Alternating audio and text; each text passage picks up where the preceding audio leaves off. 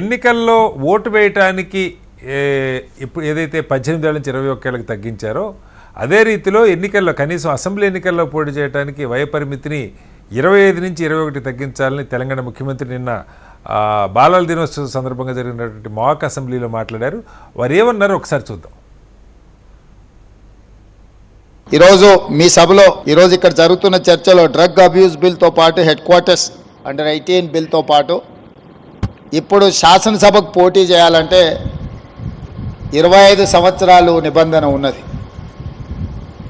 గతంలో ఓటు హక్కు 21 సంవత్సరం ఉంటే రాజీవ్ గాంధీ గారు ఈ ఓటు హక్కును యువతకు అందుబాటులోకి తీసుకురావాలని 18 సంవత్సరాల వయసు నిండిన వాళ్ళందరికీ ఈరోజు ఓటు హక్కు వచ్చింది.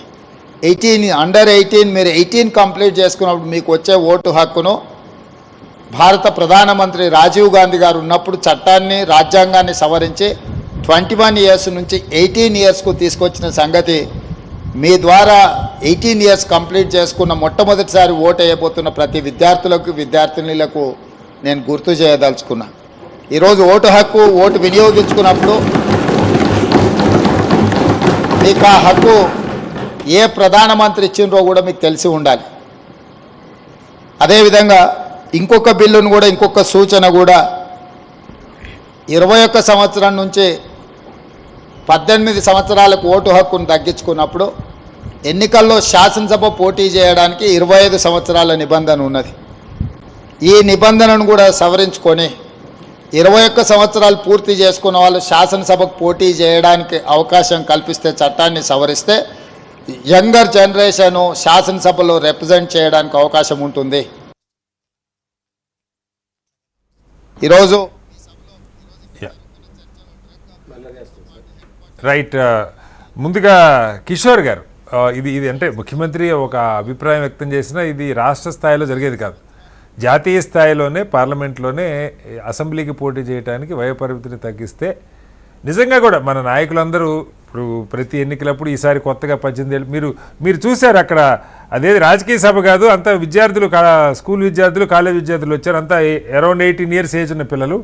ఎప్పుడైతే ముఖ్యమంత్రి గారి ప్రపోజల్ పెట్టగానే పెద్ద ఎత్తున హర్షాతిరేకం వ్యక్తమైంది. పిల్లలు దాని వెరీ మచ్ ఇంట్రెస్టెడ్, చాలా బాగా మాట్లాడారు కూడా. ఎవరన్నది పక్క పెడదాం, మాట్లాడగలిగిన వాళ్ళే పిలుస్తారు ఆబ్వియస్లీ, బట్ అద్భుతంగా మాట్లాడారు పిల్లలు.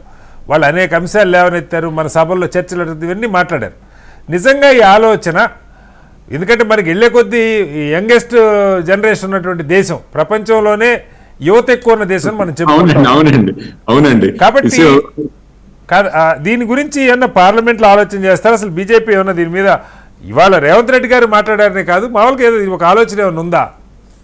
సార్, ముందుగా నేను అంటే ఇంతకుముందు నాకు రెండో రౌండ్ ఛాన్స్ రాలేదు ఇంతకుముందు టాపిక్ మీద. అందరూ 2 సార్లు మాట్లాడారు. నేను చరణ్ కౌశిక్ గారికి ఒక్క విషయం తెలియాలి.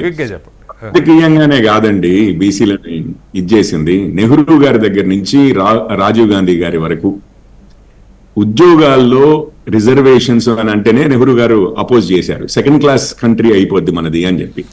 రాజీవ్ గాంధీ గారు, నేను ఆర్టికల్ కూడా రాశాను కాబట్టి నేను కావాలంటే నేను తీసి మొత్తం చదవగా డిబేట్ మొత్తం. అందుకని ఆగండి, ఈవెన్ మండల్ కమిషన్ ప్రాతిపదికన రిజర్వేషన్లు ఓబీసీలకు ఇస్తామన్నప్పుడు కూడా అపోజ్ చేసిన పార్టీ కాంగ్రెస్ పార్టీ అండి. బీజేపీ సపోర్ట్ చేసింది వీపీ సింగ్ గారి ప్రభుత్వం ఇది. కాంగ్రెస్ పార్టీ అపోజ్ చేసింది. సో ఇవి 2 విషయాలు వారు గుర్తుపెట్టుకోవాలి. వారు కూడా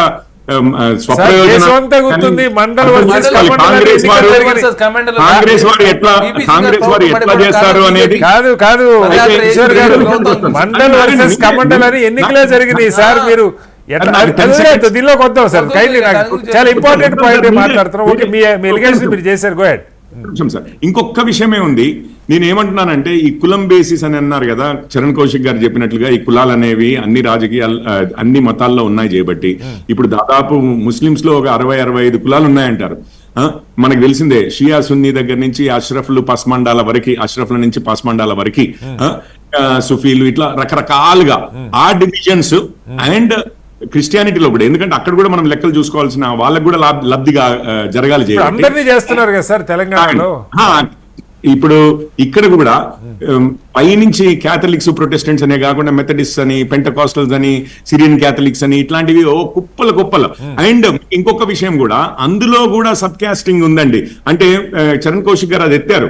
ఇప్పుడు రెడ్డి క్యాథలిక్స్ వెళ్ళే చర్చికి ఇతర కులాల నుంచి కన్వర్ట్ అయ్యి వెళ్ళే రెడ్డి కమ్మ ఇట్లాంటి వారు వెళ్తారు చూసారా, ఓసిస్ అని ఏదైతే అంటారు, అందులోకి మళ్ళీ ఇతర కులాల వారు కన్వర్ట్ అయ్యి వెళ్తే మళ్ళీ ఆ చర్చిలోకి రానియరు. చెప్పండి సార్ ఎగ్జాంపుల్, నాకు తెలుసు. మీరు ఒక చర్చ చెప్పండి సార్, అలాంటి ఎగ్జాంపుల్ ఒకటి చెప్పండి. నాకు తెలుసు సార్, నాకు తెలిసి ప్రాక్టీస్ ప్రాక్టీస్ లో జరుగుతుంటాయి సార్. ప్రాక్టీస్ లో సంగతి చెప్తాను. మీరు హైదరాబాద్ లో మియాపూర్ లో ఉంది కూడా inter caste marriages sir, Miyapur లో కల్వర్ టెంపుల్ ఉంది. సార్ ఈ చర్చ కులాల మధ్య జనాల మధ్య వాళ్ళకు కూడా లబ్ధి జరగాలని చెప్పి అది కొంచెం మీరు వాళ్ళని రారెవరు అంటున్నారు చేస్తే బాగుంటది అని ఉద్దేశం. హైదరాబాద్ లో బిగ్గెస్ట్ క్రిస్టియన్ టెంపుల్ కల్వర్ టెంపుల్ అని మియాపూర్ లో ఉంది. అది నడుపుతున్నది ఒక ఉంటాయండి, ఒక్కొక్క చర్చితో ఒక రూల్స్ ఉంటాయి. అతను కమ్మ క్రిస్టియన్ నడుపుతున్నాడు దాన్ని బ్రహ్మాండంగా, మొత్తం అన్ని అందరు వెళ్తారు. సార్ నేను చెప్తాను, ఒక్కొక్క చర్చ్ అందుకనే ఈ వైవిధ్యాన్ని మనం ఈవెన్ అర్థం కూడా చేసుకోలేదు ఇంతవరకు. వైవిధ్యాన్ని అర్థమే చేసుకోలేదు కాబట్టి వారికి కూడా లబ్ధి చెందాలి చేయబట్టి అది కూడా కాంప్రహెన్సివ్ గా కూలంకుషంగా చేస్తే బాగుంటది అంటారు. ఇప్పుడు నేను వస్తాను. కులాలకి ఇంకొక గౌరీశంకర్ గారు చెప్పినట్టుగా చటాక్ కులాలు అన్నారు, కేసీఆర్ గారు అన్నారు కదా, ఆ చటాక్ కులాలన్నీ ఇప్పుడు బయటపడతాయి. ఇక వారికి రాజకీయాల్లో వాళ్ళు ఇంకా డిమోరలైజ్ అయ్యి మినిమల్ అంటే వాటిని ఏమో ఆ పదం ఏదో ఉంటుంది, మార్జినలైజ్ అయిపోయే అవకాశం పెరుగుతుంది. అంటే ఇప్పుడు మార్జినలైజ్ అవ్వలేదా సార్? మార్జినలైజ్